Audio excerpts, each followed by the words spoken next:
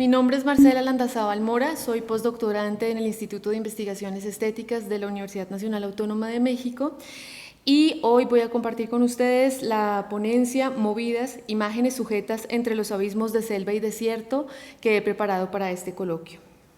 Imaginemos la Crique Saint-Laurent, Albiná, Ile de la Carantaine, el río Maroni, Surinam, que se extiende como frontera en una continuidad con Le Village Amérindien, Le Pont de Saint-Georges de l'Oyapock, el Oyapoque, Brasil, el río Oyapock, en fin, la selva, Guayana Francesa, Francia. Imaginemos Otay, San Isidro, la Vía de la Juventud que se torna la Avenida Internacional, el Bordo, Cañón del Alacrán, el extenso río Tijuana, México. ¿Qué relación tiene un entorno exuberante, violento y selvático del sur con un entorno desecado, vasto y violento del norte? La frontera es una instancia de regulación, de organización, de estructuración, orientación y contención, sobre todo de protección, como afirma Sandro Mesadra, es un método para el capital. Desde esta perspectiva, es el eje que determina el acumulado de prejuicios norte y sur, un abismo, el estatuto inicial donde culmina la vida. En suma, la frontera como horizonte áptico aniquila toda poética. Entre norte y sur globales es una necroestructura. La frontera aparece como la experiencia común en el mundo contemporáneo, y lo es, así insisten Sandro Mesadra, Saskia Sassen o Didier Fassin. Pero que sea común no indica que sea una experiencia compartida, precisamente porque el resultado de la frontera es la parcelación de toda experiencia vital en el espacio. Entonces, el efecto de la frontera como método es justamente la multiplicación de afectos basados en la separación, la contención, la impresión, el miedo, el asco, la idealización, la marginación y la estereotipación. La oposición concreta a la integración de las vidas. ¿Cómo salir del entrampamiento homogenizador de la frontera como método del capital sin tropezar con la revictimización y estereotipación de las resistencias? Propongo 3 pautas que abordará esta ponencia. La primera, ninguna frontera actúa sola. Hay que posicionar la relación entre el desierto y la selva en los lindes geopolíticos de América Latina. La segunda consiste en situar las movidas como estrategias de resistencia, subsistencia, supervivencia, cuestionamiento y cuidado de la vida en los entornos de Tijuana, México, y Saint-Georges de l'Oyapock, Saint-Laurent de Maroni en la Guayana Francesa. Y la tercera, volver al paisaje como una estrategia que descentra y no como instancia que concentra bajo un solo poder óptico y organizador. Esto es, entender el paisaje como el campo que excede a las imágenes, porque se sitúa en otros espacios de reconfiguración de las experiencias de cruce, de cuidado de la vida, de memoria compartida. Esto es, el paisaje como proceso de vida. Voy a retomar la primera pauta. Ninguna frontera actúa sola. A partir de aquí, la frontera se entiende como una condición impuesta sobre los entornos de selva y desierto. Después de todo, son los vacíos fundacionales del proceso colonizador y de las cartografías del crimen.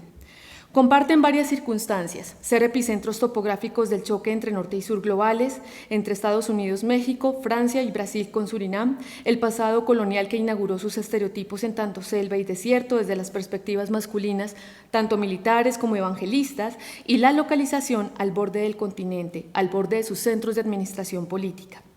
Sin embargo, su horizonte de visibilidad no es compartido, es decir, su presencia o latencia en el imaginario de la región no afectan de la misma manera. Sí, son opacas entre ellas.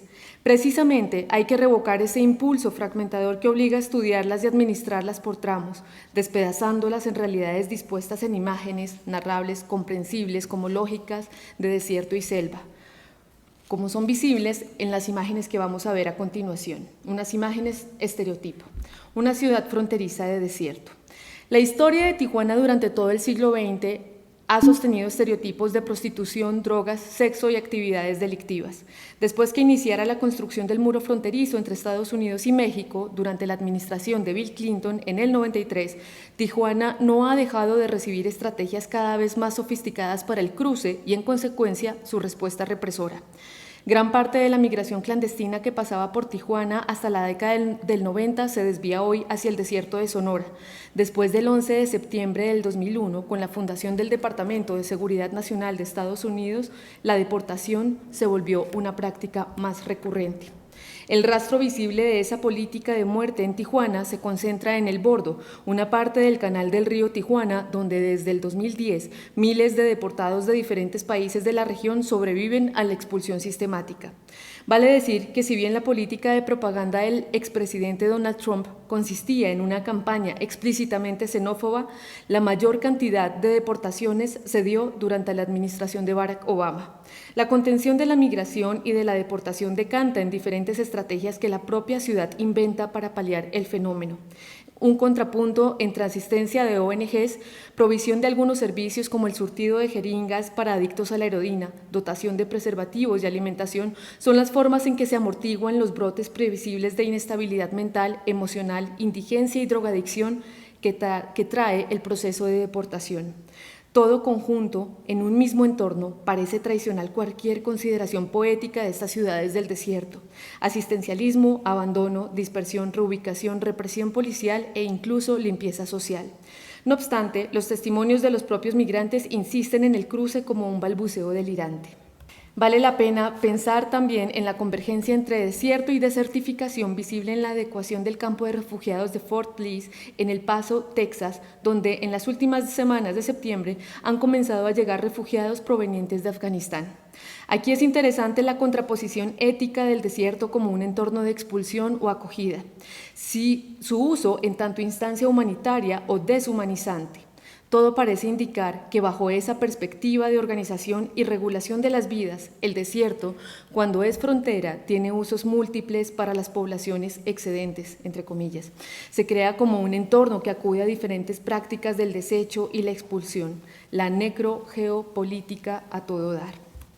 Y el estereotipo de la selva, por su parte, la selva de la Guayana Francesa también concentra esquemas de exclusión basados en la defensa del territorio contra explotaciones de oro clandestinas y contra el tráfico de drogas, sobre todo después de la década del 80, cuando la guerra civil de Surinam estalló. La topografía selvática de la región concentró el crimen unificando las rutas amazónicas de Ecuador, Colombia, Brasil y Surinam, que para traficar la droga buscaban la salida hacia Francia vía la Guayana Francesa. El efecto social ha sido devastador, pero también el ejercicio de estereotipación. La narrativa de Guyane Premier, la cadena nacional, ha desarrollado diferentes documentales informativos a modo de ser pedagógicos, usando testimonios de mujeres bushiningues, herederas y marronas, arrepentidas porque fueron mulas, enseñando también a los brasileros garimpos que se llevan el preciado oro o simplemente contraponen al héroe militar como protector de la vida y el medio ambiente. Aquí vemos una imagen precisamente de un grafiti al fondo que dice "El mañana está lejos" y pasa una mujer negra con su bebé en brazos. Y aquí también está esta imagen fragmentada de lo que es la extracción del oro en la selva.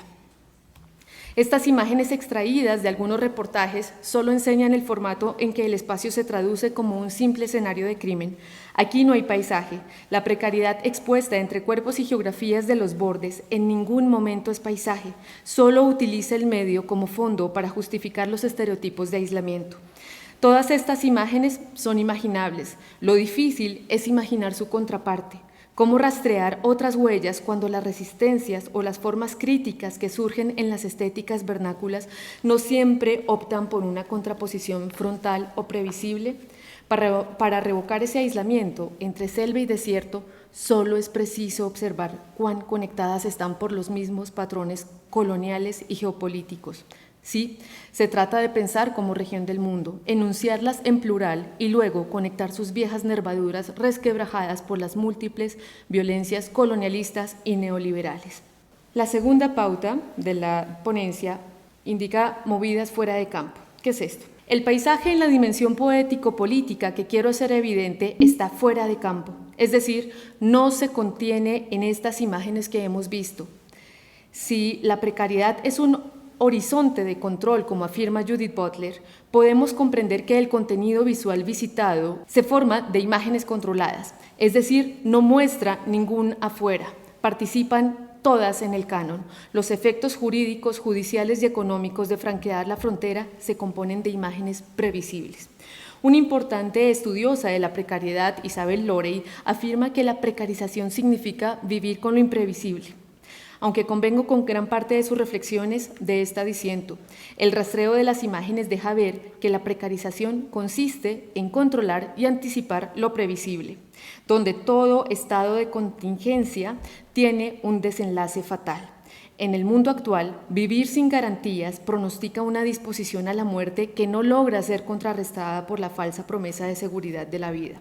Aquí, la pulsión creadora de la vida, en tanto poética de existencia, está fuera de control, fuera del campo, está en la movida.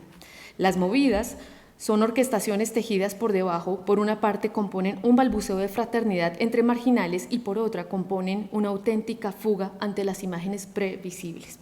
Aquí es donde comienza el paisaje como experiencia poética, como existencia. Enseñaré 3 ejemplos. El primero, la resignificación de la ruina. El mojado concentra el estereotipo del migrante clandestino que cruza hacia Estados Unidos, generalmente centro y suramericano y generalmente varón. Es una presencia latente y espectral, a la vez un mito o un anhelo, también un cuerpo desaparecido. Sin embargo, cuando se considera la clave feminizada, la precariedad toma otro sentido, incluso el de una vida arruinada por atreverse a desafiar la condición de frontera.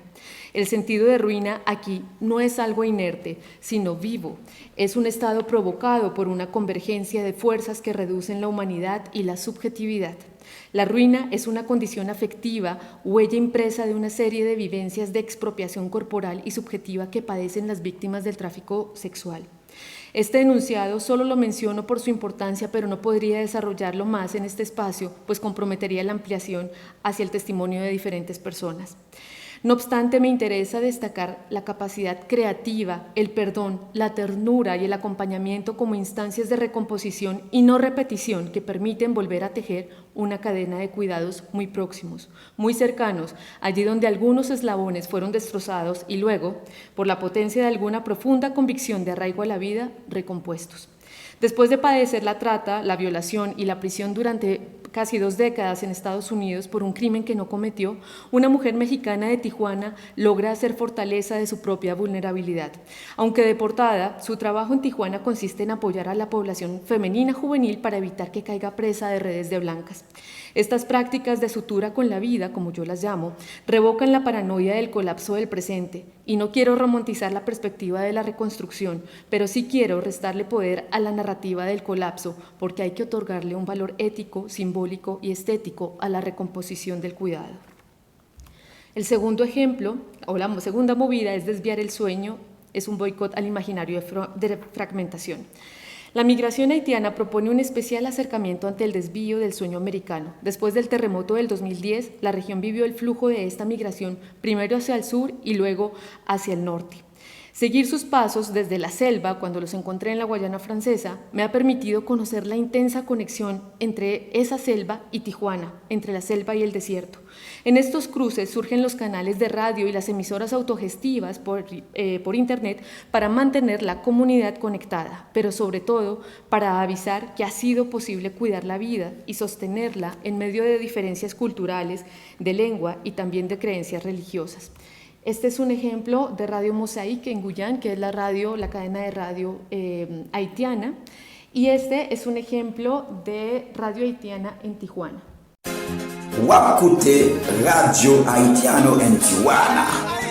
Radio Haitiano en Tijuana a présenté au Mexique. Au Mexique, c'est une émission qui n'a pour aider tout Haïtien qui vit dans le Mexique et tout Haïtien qui t'a aimé comme ça pour vivre Mexique.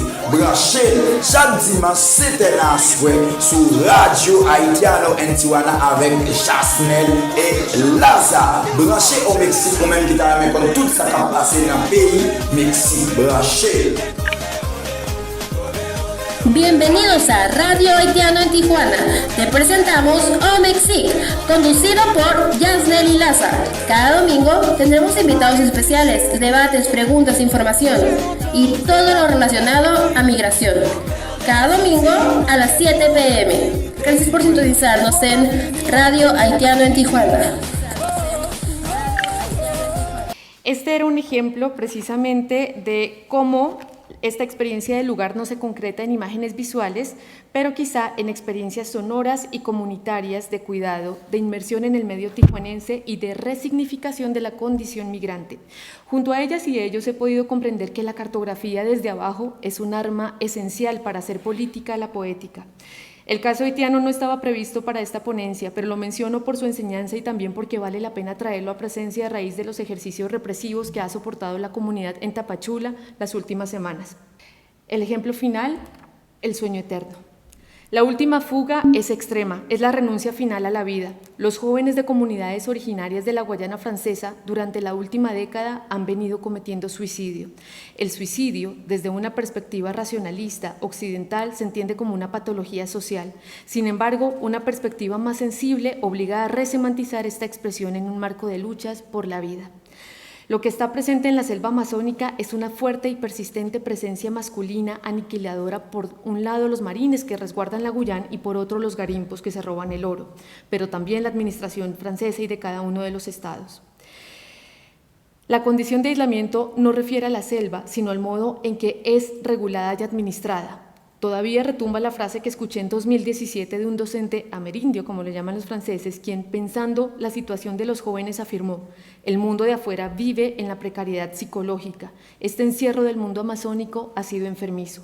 El decaimiento de la interdependencia, no solo entre comunidades humanas, sino entre comunidades vivas, plantas, animales, memoria geológica y cosmogónica, fue el primer suicidio. En los sujetos precarizados, la interdependencia se ha desviado hacia una dependencia perturbadora, una codependencia sistémica al exterminio. Voy a enseñar el video precisamente de la agrupación Tecomacán, que ha desarrollado un trabajo específico musical para también sensibilizar a la población en torno al suicidio.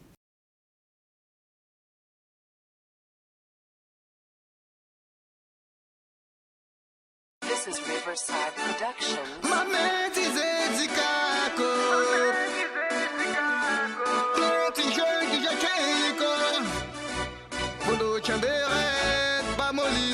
Vamos andar junto.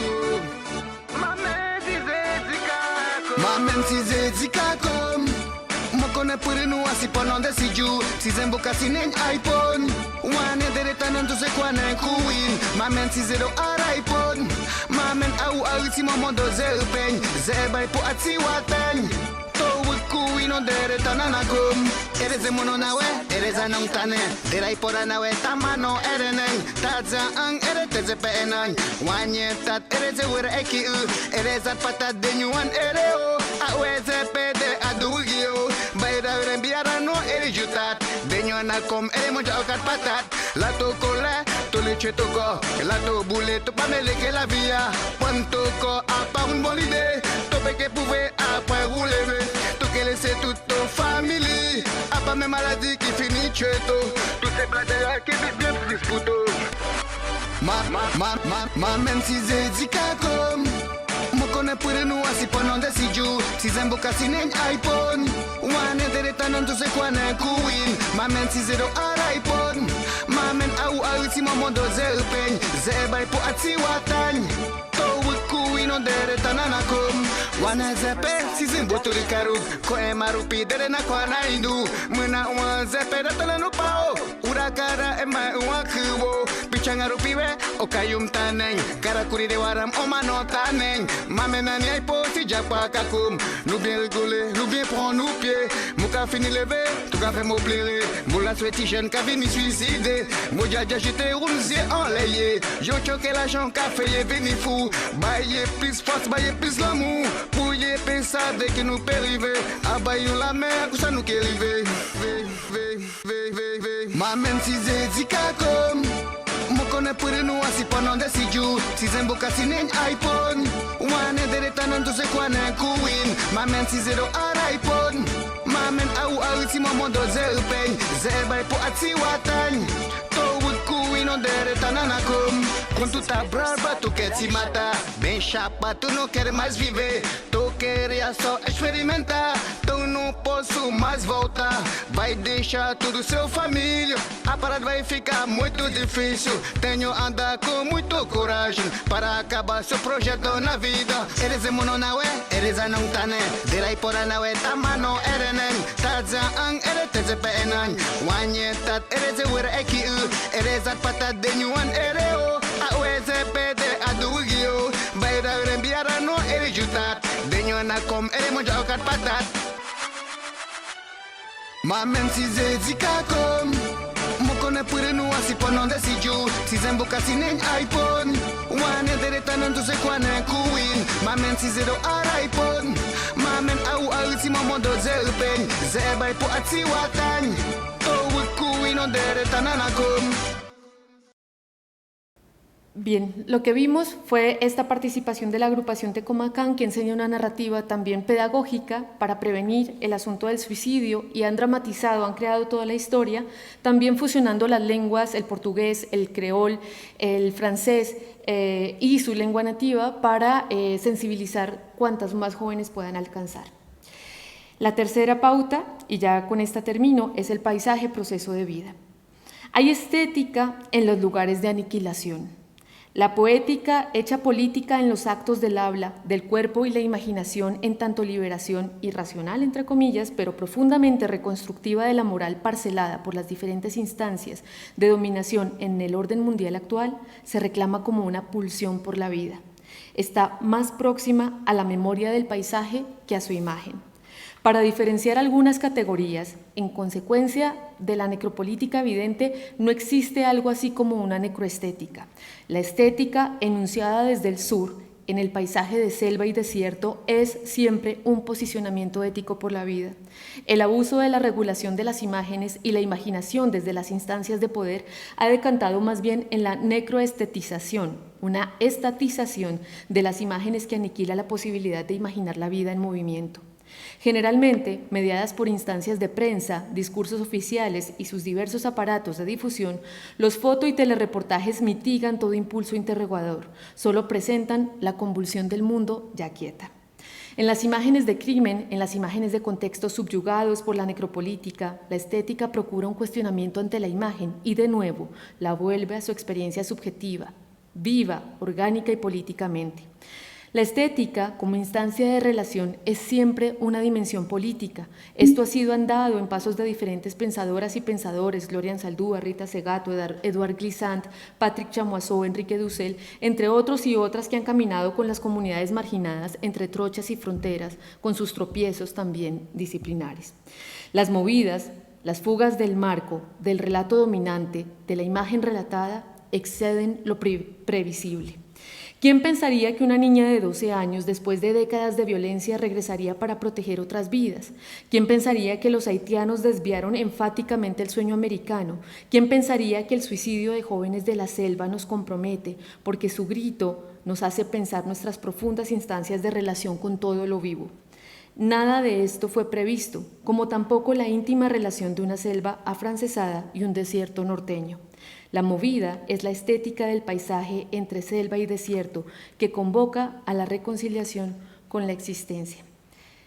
Con esto termino y aprovecho también para agradecer a todo el equipo logístico del Instituto de Investigaciones Estéticas, a mi asesora Rian Sares Lozano y al doctor Peter Krieger, que ha sido también un aliado en estas pesquisas. Muchas gracias.